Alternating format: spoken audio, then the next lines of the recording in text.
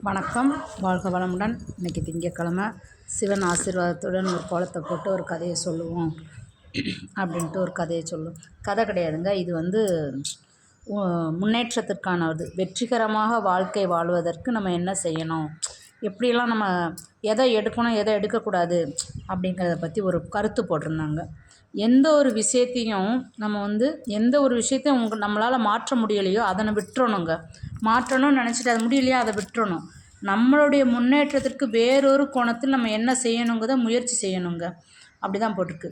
அதாவது பேசும் கலை பலருக்கு உள்ளது, ஆனால் அமைதியின் கலை சிலருக்கு மட்டுமே தான் இருக்கும். சிலவங்களுக்கு பேசுகிறதுக்கு கலை இருக்கும், அதை பேசுகிறதுக்கே கலையாக பேசுவாங்க. ஆனால் அமைதியாக இருக்கிறவங்களுக்கு சிலருக்கு அமைதியே அவங்களுக்கு கலையாகவே அது மாறிடுங்க. தவறான வழியில்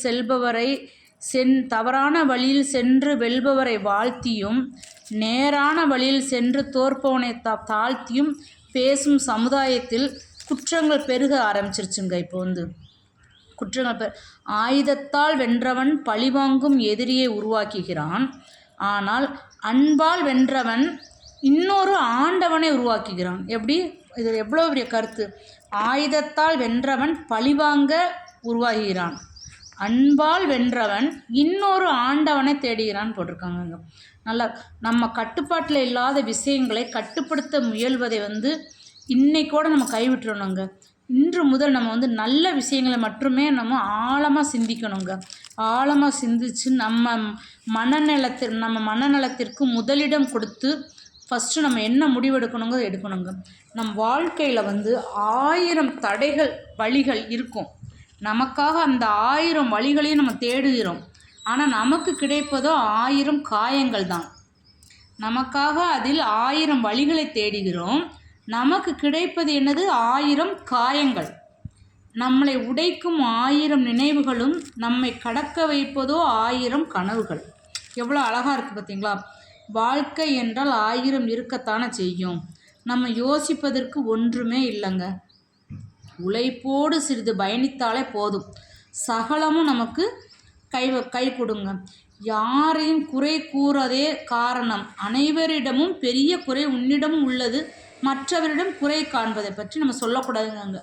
எப்படி?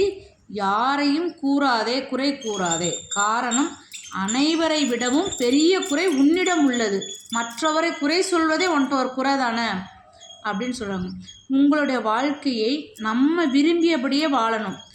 நீங்கள் என்ன விரும்புகிறீங்களோ அதுபடி வாழ முடிந்தால் அது மட்டுமே வாழ்க்கையின் வெற்றி. வாழ்க்கையில் 4 விஷயங்கள் மட்டும் உடைந்து விடக்கூடாதுன்னு சொல்லுவாங்க. நம்பிக்கை, சத்தியம், உறவு, இதயம். இதில் எதிலையாவது உடைந்தால் அதிகமாக சத்தம் கேட்காதது, ஆனால் வலி அதிகமாக இருக்கும் அப்படின்னு சொல்லி போட்டிருக்காங்க. இதுதான் இவ்வளோதான் போட்டிருக்காங்க. இதில் எவ்வளோ அழகாக போட்டிருக்காங்க. தோல்வியே இல்லாத ஆயுதம் பொறுமை, நீங்காத செல்வம் நாம் செய்யும் தர்மம். எப்படி? தோல்வியே இல்லாத ஆயுதம் பொறுமையாக, நீங்காத செல்வம் நாம் செய்யக்கூடியது தர்மம். அப்போ தர்மம் செஞ்சோம்னா நமக்கு அவ்வளோ பலன் கிடைக்கும். நம்ம அதான் சொல்கிறோம்ல, இன்னொரு வீடியோலையும் போட்டிருக்கேன். நம்ம பிள்ளைங்களுக்கு காசு பணம் சம்பாதிக்கிறது முக்கியம் அல்ல. நம்ம மற்றவங்களோட நல்ல பேர் வாங்கி நல்ல உதவி பண்ணி அவங்களுக்கு நல்ல இவன் அப்படி செஞ்சால் மக்களுக்கு அப்படி பண்ணாங்கிற அந்த பேரே நமக்கு நிலச்சி நிற்கும். நம்ம சந்ததிகளுக்கும் அது குழந்தைங்களுக்கும் அது ஒரு பொக்கிஷமாக இருக்கும். தாத்தா ஆச்சி பாட்ட மாதிரி நம்ம வாழணும் அப்படிங்கிற மாதிரி இருப்பாங்க. அதே மாதிரி தாங்க முதல்ல நம்ம தாயை எப்படி மதிக்கணும், பெற்ற தாயை ஃபஸ்ட்டு மதிக்கணும். அதுலேருந்தே நமக்கு எல்லாமே வந்துடும். முதல் முத்தமிட்டவளே மறக்க முடியாது என்கிறார்கள். முதல் முத்தமிட்டவளை மறக்கவே முடியாது என்கிறார்கள். பிறகு ஏன் அம்மாவே முதியோர் இல்லத்தில் சேர்க்கிறோம். எவ்வளோ பெரிய கருத்து இது. தாயை ஃபஸ்ட்டு நம்ம மதிக்கணுங்க. பெற்ற தாயும் தகப்பனையும் மதித்து நம்ம கண்டிக்கிறதே எதுக்காக கண்டிக்கிறாங்க? நம்ம குழந்தைங்க நல்லா வரணும், நல்ல பேர் வாங்கணும், நல்லா பிள்ளைங்க நல்ல பேர் வாங்கணும், நல்லா உழைக்கணும், அவங்க நல்லா இருக்கணுங்கிற ஒரு காரணத்துக்காக தான். அவங்கள வளர்க்குறதுக்கு எவ்வளோ கஷ்டப்பட்டிருப்போம். தாயும் பிள்ளைங்களை வளர்க்குறதுக்கு அவங்கள ஆளாக்கி பெருசானவனே தான் பெருசுன்னு சொல்லிட்டு சொன்னால் தாய்க்கு எப்படி இருக்கும்? அதை கடைசி அது முதியோர் உள்ளத்தில் கொண்டு சேர்த்தாங்கன்னா அவங்க மனசு எவ்வளோ இருக்கும்? அது கருத்து எப்படி போட்டிருக்கான் பார்த்தீங்களா? முதல் முத்தமிட்டவளை மறக்கவே முடியாது என்கிறார்கள். பிறகு ஏன் அம்மாவை முதியோர் இல்லத்தில் சேர்க்க வேண்டும் கேட்காங்க. நல்ல கருத்து தாங்க. அழுக்காய் இருப்பது அவமானம் அல்ல, அடுத்தவரை ஏமாற்றி பிழைப்பது தாங்க அவமானம். எப்படி? நம்ம அழுக்காய் இருப்பது அவமானம் கிடையாது, அடுத்தவங்களை ஏமாற்றி பிழைப்பது தான் அவமானம்.